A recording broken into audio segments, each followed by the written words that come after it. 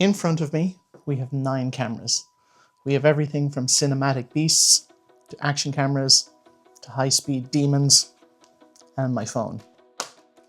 Most sane filmmakers pick one camera to tell a consistent story. But for me, my February challenge is to use all 9 of these cameras in a single narrative project. The goal isn't just to use them, it's to make them necessary to the story. And honestly, right now, I have absolutely no idea how I'm going to pull this off without making it look like a ransom note. Welcome to BlackRoad Studios, and let's discuss the filmmaking challenge for February. If you're new here, I'm trying to make 12 short films in 12 months, and every month I'll have a new challenge or constraint to force myself to be more creative. This constraint will either come from a wheel of challenges or from a sponsor. This month I do not have a sponsor, so a few days ago I spun the wheel of challenges and landed on this. So, this is going to be my wheel spin for my February challenge. I added 2 more that came to me as suggestions, which were a mini doc and a product advert. Again, something that I've never done before.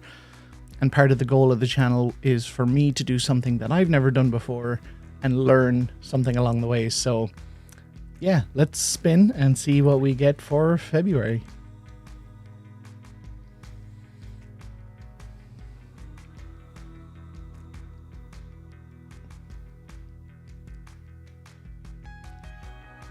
Multiple cameras. Okay. So the idea behind this is to use multiple cameras to tell a story. So each camera has a different purpose.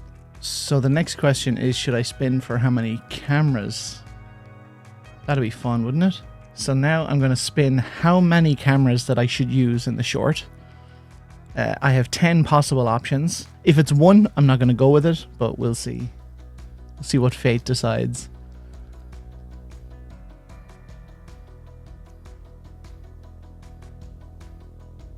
I can't use 9 cameras in a short. Can I? Can I use 9 cameras in a short? With a reason for swapping for each one? I'm going with it. Let's see what happens. Okay. Jesus. Okay. Instead of spinning for picking 9, I'm just going to spin 1, and whatever that lands on is going to be the one I exclude.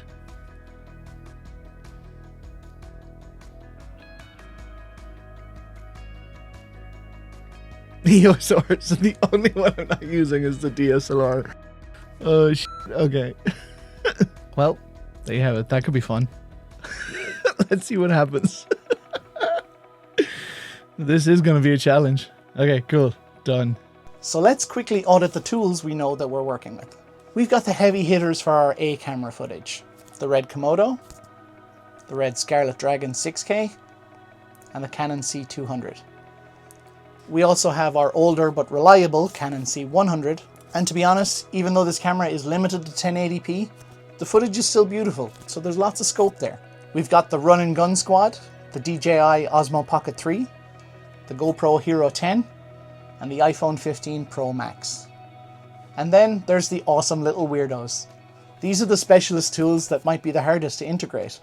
The Insta360 X5, a 360-degree camera, and the incredibly niche FreeFly Ember 5K, designed for extreme slow motion. Okay, so how do we blend a Red Dragon 6K and a GoPro into one cohesive narrative? Great question. The biggest mistake I could make would be to simply shoot random B-roll footage and trying to mash it together. But to make it a true challenge, the story has to dictate why the look changes.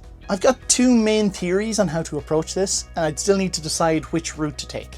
Or maybe there's a third option I haven't considered yet. Concept 1 is the timeline. We use different cameras to represent different eras in a character's life, something like flashbacks. Present day shot on the cleanest, high fidelity gear like the Red Komodo or Scarlet. It's sharp, modern reality. We jump back 10 years. Maybe we use the Canon C100. It's a little bit softer, it has that kind of Super 35 DSLR era feel, feels more like a memory. Then we jump back even further to childhood home movies. Maybe iPhone or GoPro intentionally degraded to look like older camcorder footage. It's a classic trope, but it works because the audience immediately understands that the different images represent different times. We know this from our own nostalgia. Concept 2 is harder, but maybe more fun. The perspective shift. Think about the unreliable narrator premise. We tell the same short sequence of events from 3 different characters' points of view, The dialogue is roughly the same, but the feel changes based on who's remembering it and the difference in how they remember the events playing out. Maybe the reliable narrator, their perspective shot on the Canon C200, steady, cinematic, trustworthy colours.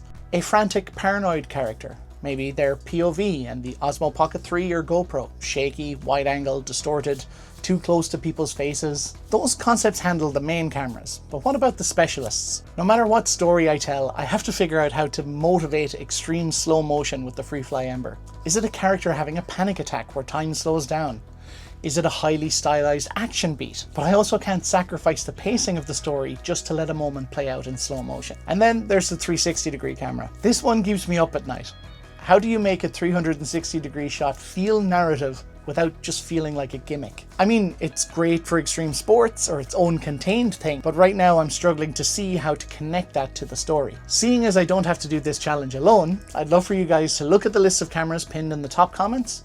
And if you had to integrate a 5K high-speed camera, how would you justify it story-wise? Give me your wildest pitches below. Seriously, I might just have to steal one. Look, they say constraints breed creativity. This is a lot of constraints. Ironically, the option of choosing from 9 cameras for a normal short is wonderful, but requiring all 9 of these cameras in a single narrative short film? That's a challenge.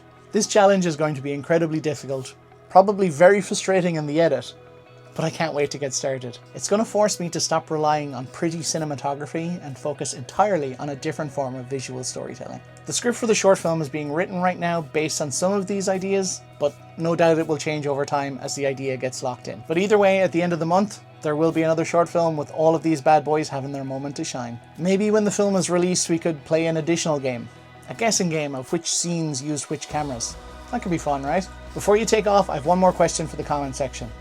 What are your favorite movies that use totally different film stocks or aspect ratios or camera formats for narrative reasons? Drop these references below. I need some inspiration for how the masters do it. If you want to see the final result of this massive experiment, which could be great or a total disaster, please consider subscribing. And let's get to work. And cut.